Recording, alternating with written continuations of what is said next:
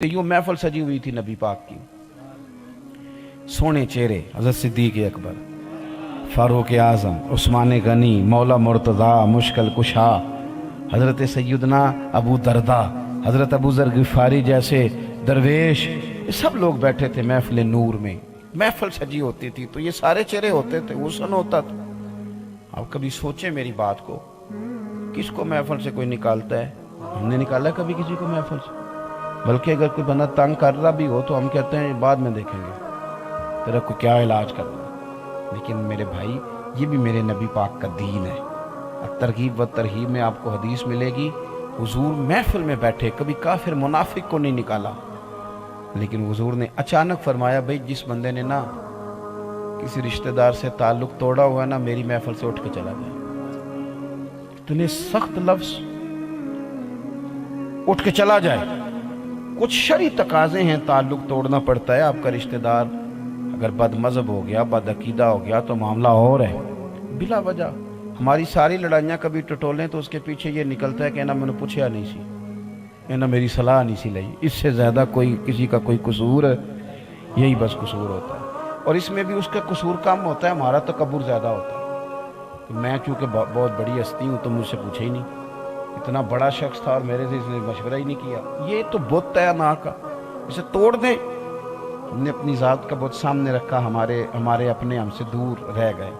बीमार थे, तीमारदारियाँ नहीं कर सके, वो तंग दस्त थे, हम पहुँच नहीं सके। हमने अपने घरों के अंदर हर अलमारी में जोड़े लटकाए थे, लेकिन हमारे अपने बेचारे तरसते रहे। गर्मी सर्दी के ज़रूरी मलबूसात को भी दूर हो गए अपनों से। हमारे अपने दूर थे, कोई उनकी देखभाल करता रहा। वो पूछते रहे अस्पतालों में कई दफ़ा, कफू मेरा चचा ज़ाद नहीं आया, किसी ने खबर नहीं दी, मेरे चाचू को नहीं बताया, किसी ने ताया अबू के साथ किसी ने बात नहीं। दूर तरसते रहे। पर हम तो हो किसी बहुत बड़ी बातें। मैं ये तकरीर कर रहा हूँ ना, ये वाली तकरीरें आजकल हमारी महफिल में नहीं होती। हमें तो वो नुक्ता चाहिए जो कभी कहते कि कभी किसी ने पहले सुना ही ना हो।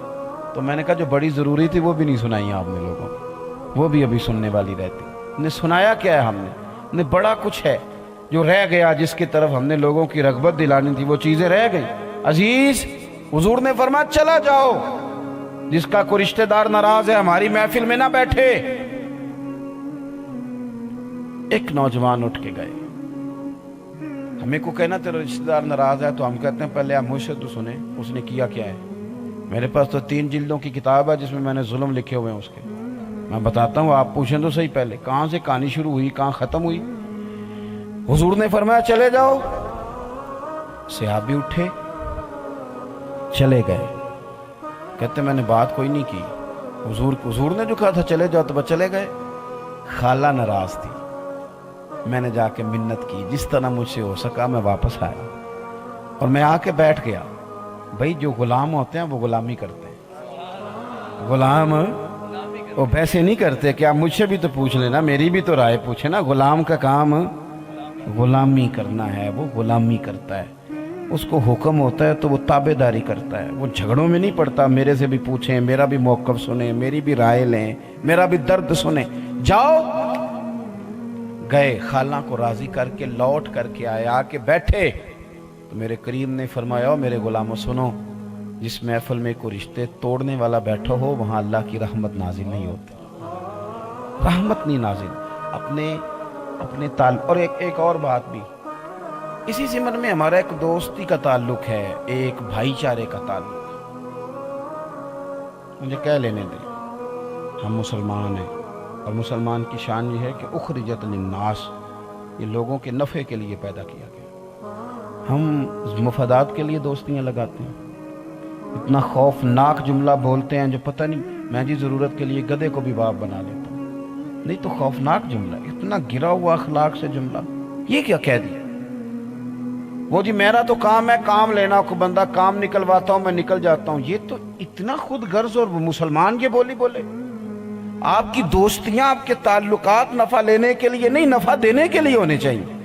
खैरुन्नास मन यनफ़उन्नास, करीम फरमाते हैं लोगों में से वो वजूद बेहतर है जो नफ़ा बख्श है, जिससे लोग कोई फ़ायदा उठा ले, कोई नफ़ा हो। آپ دوستی بھی لگائیں، تعلق بھی لگائیں تو اس کے اندر خیر ہو، اس کے اندر حسن ہو۔ حضرت سیدنا عبداللہ ابن عمر رضی اللہ تعالیٰ عنہ گزر رہے تھے تو ایک بوڑھے بابا جی ننگے پاؤں آ رہے تھے، پیدل سفر کر رہے تھے۔ آپ نے ننگے سار آ رہے تھے اور پیدل تھے، آپ نے اپنا امامہ بھی اتار کے دیا، اپنے گھوڑے کی لگام بھی دے دی، سواری دے دی۔ آپ نے خالی گھوڑا سنا ہے نا، اس زمانے میں گھوڑوں کا ترجمہ آج وہی تھا جو آپ نا کار کا ترجمہ نہیں کرتے۔ موٹر سائیکل کی بات نہیں کر رہا، سائیکل کی نہیں، یعنی نیچے اترے بابا جی دیکھے اور ان کو چابی دے دی گاڑی کی، کہا جناب یہ آپ گفٹ لے لیں۔